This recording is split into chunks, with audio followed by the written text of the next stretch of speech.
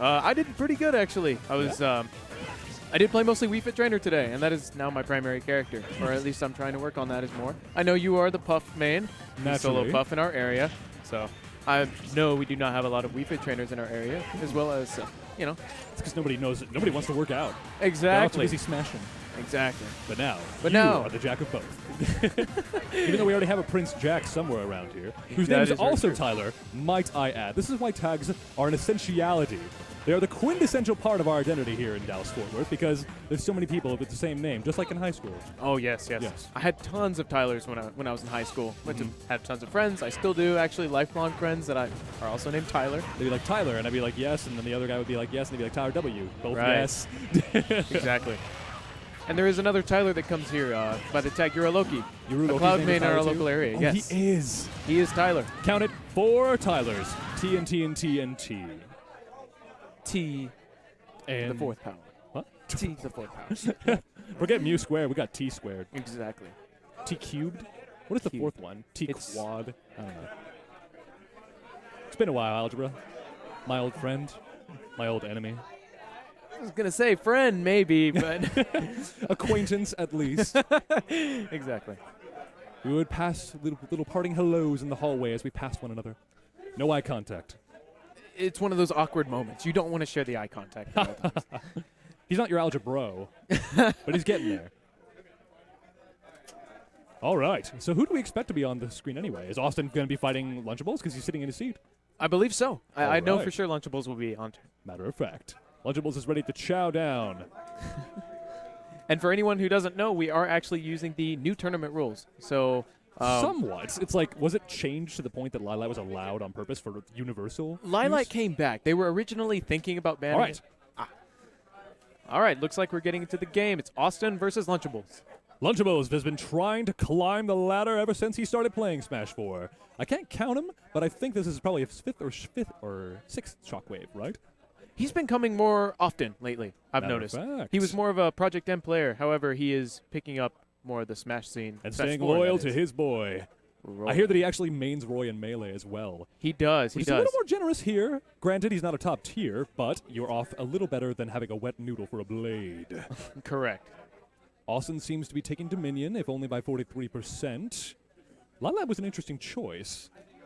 I've noticed a lot of people here picking Lilac today. Interestingly enough, we have the tournament rules, and Lilac seemed to be a stage that was not as popular. Maybe they're realizing their fondness of the stage now that it was at risk of being extinct.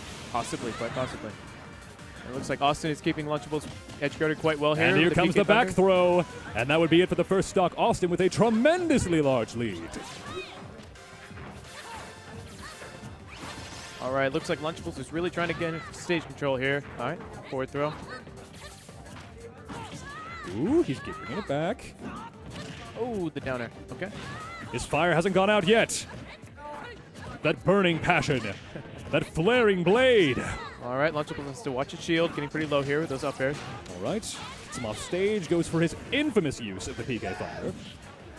Isn't going to harass him for too long, though, from the looks of it. Ooh. He barely misses. That was a very timely spot dodge. As soon as he could put in the input and as late as he could have gotten it. Goes for it. He predicted the shield drop, which is a wise choice, but calculated risks are the name of the game when you're behind. And there's a home run! Set up with the PK Thunder off stage, and Awestin takes use the tail? Yes, actually. It's a very interesting... enough hits done. It's very weird in the way that if you curve it around, it actually will kind of bring them back onto the stage in a way that something like that could happen. Or you could set up for a forward smash. And if you're positioned correctly, the tipper could be perfect, just like it was. Awestin, I've noticed he does use that a lot as one of his primary strategies for taking stock, besides the back throw, of course. His creativity in the midst of the fray is to be admired. Exactly. Both for its, theatricalness and just for the fact that he discovered it.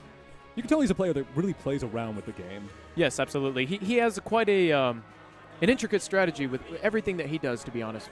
He uses a lot of different strategies. He has quite mind games. I played against Awestin a few times, and he really keeps you on your toes. It's crazy. He keeps you guessing. It always feels like he's disrespecting you, but he's actually just kind of doing what he does. Exactly. Because Austin's like the most respectable gentleman in this establishment. Absolutely. Or at least amongst the top 5. I was going to say, there's a Tyler here. I know him, and he's pretty close to that, if please. I play Puff. It's disrespect from the get-go. Hey, we're the low tiers. Okay? You know, we've got a few low tier reps. Low we have Tylers? Lunchables. Oh, absolutely. All right. We're going to see if Lunchables can shake it off and bring it back. He's remaining in Roy. I do know that he has a Meta Knight in Stowe, but I don't know if that would be the greatest choice. Would Ness be counted as a floaty that he slays? I think the matchup is decent overall. I think that he's probably a lot more confident with Roy, however. So Granted. this might be good for him to stay He might Roy. have started leaning on it a little more. I Looks think like Meta he Knight would- is his hit-and-run strategy, but this one's more of his aggressive strategy. Exactly. Looked like Lunchables was contemplating a stage and decided with Town and City. All right. Going into game 2. In he comes. The lead is already palpable, if only 14%. In comes that throw. His spot dodge game is solid as heck. All right, looks like Lunchables has a lot more stage control. This time around, got a 62% lead. Not Doing bad. very well thus far. Can't let your guard down. Austin's come back before, but right now he is predicting these aerials like it's nothing. And those grab attempts, he's finding the spot dodges like it's no problem. This is a complete change of pace from last round. Roy is indeed the boy, the Wonder Boy. Looks like Lunchables has a lot more confidence this time around. He's got much more stage control, whether that be the stage or just change of pace. His We'll mindset see. is not a fragile one, I'll tell you that. All right, looks like we're just kind of hopping around here looking for maybe a stray hit, get something going here. He's being very careful, wise choice. He's staying just barely out of his range, not like running across the stage or anything. Oh, the upbeat. And just barely. Good DI on Austin's part. Solid, Okay. as to be expected of Dallas Fort Worth's many finest. Oh, And the here back comes air. the back air. Still Nice. not enough. Too close, too close. Okay. Austin, up air. That big, heavy brain in his skull is what's keeping him alive throughout all of these exchanges. This is really, I feel like he's just getting stolen. The kill is just not happening because he keeps hitting him from across the stage. So that's where he gets those stray hits. Lunchables really looking for that kill option. He's trying to find it. Oh, He got a goes little for greedy it. there with the up B. No fret, though. The lead remains. But at this rate, Austin's going to get to such a percent that he'd be able to take a kill just as easily. The up throw But got it. the Hancock, no question. Absolute destruction. All right. He gave Roy a Get back. decent kill throw. Not A too good bad. dancing. He like had all the colors in that one. He just put in like 3 different directions in one dancing blade. Absolutely. Stylish.